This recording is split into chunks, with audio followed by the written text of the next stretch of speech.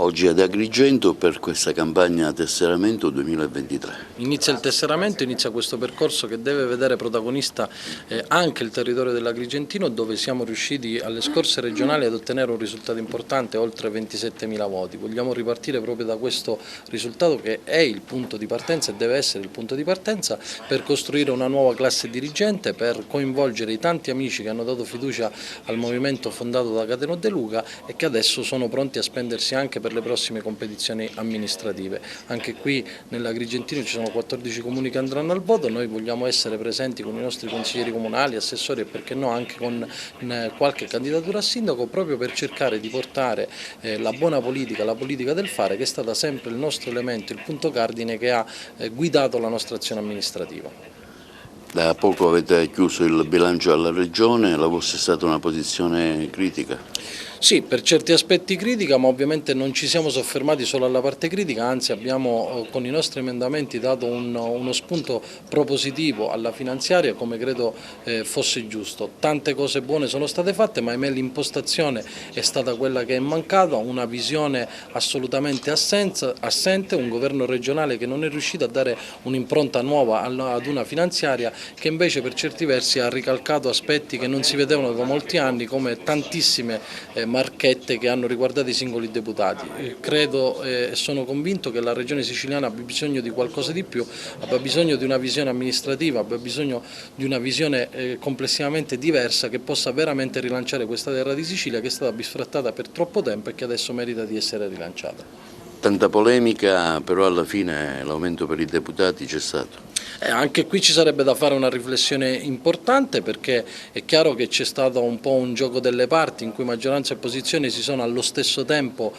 come dire, coadiuvati facendo finta l'uno dell'altro, quando poi è scoppiata la grana quasi quasi nessuno sapeva niente. È bene però dire che all'interno dell'ufficio di presidenza, perché questo aumento viene fatto nell'ufficio di presidenza il 12 di dicembre, quindi già ben 2 mesi fa, gli unici a non essere presenti sono Sicilia Vera e Sud Chiama Nord, quindi gli unici che sono giustificati in questo momento e che si sono ritrovati in aula questa porcheria, mi permetto di suggerire, siamo noi. Gli altri sapevano, erano tutti presenti, compresi 5 Stelle, perché gridare allo scandalo oggi, e parlo del candidato allora presidente Nuccio Di Paolo rispetto a questa vicenda, senza ricordarsi che questo aumento è stato decretato nell'ufficio di presidenza di cui lo stesso Nuccio Di Paolo fa parte, fa un po' sorridere. È chiaro che nessuno vuole fare demagogia, però bisogna essere onesti non tanto con se stessi ma soprattutto con gli elettori e con i cittadini che in questo momento, vedendo e leggendo queste notizie, non possono che restare sbalorditi. Onorevole, il vostro movimento si proietta anche a livello nazionale, terrete una conferenza a Roma dove saranno compartecipi anche personalità dell'economia siciliana, penso al Presidente della Fondazione Curella e anche ad altri, con quali obiettivi? Assolutamente il movimento è proiettato a livello nazionale in considerazione del fatto che già siamo riusciti ad eleggere la senatrice Musolino e l'onorevole Gallo e siamo l'unico partito in Sicilia, quindi l'unico partito siciliano che oggi è rappresentato a livello nazionale. È chiaro che questo punto di partenza diventa per noi essenziale e fondamentale per dare vita a quel progetto meridionalista che andrà a federare tutti quei movimenti che hanno a cuore il Sud Italia, la Sicilia, le regioni del Meridione, proprio per riuscire a dare voce a questi territori che non possono essere costretti ad andare a Roma con il piattino a mano per rivendicare quelli che sono i nostri diritti. Noi vogliamo invertire questa rotta e Sud Chiama Nord si proietta proprio in questo senso nel panorama politico nazionale. Vi proietterete anche verso l'Europa, tra un anno si andrà a votare, ecco, quale sarà la vostra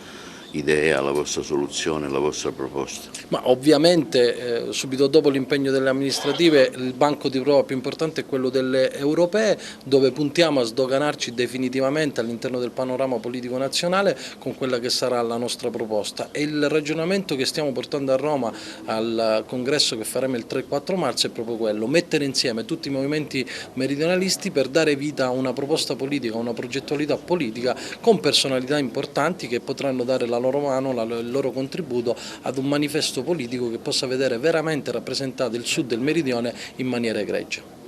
Sicuramente il nostro movimento, che ricordiamo essere stato il primo alle scorse elezioni regionali con oltre il 17% della preferenza dei siciliani, con 500.000 voti, adesso ha la prova vera, concreta, quella di strutturarsi nei territori.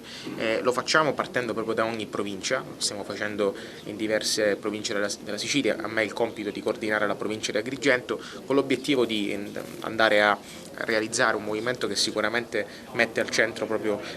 territori che sono stati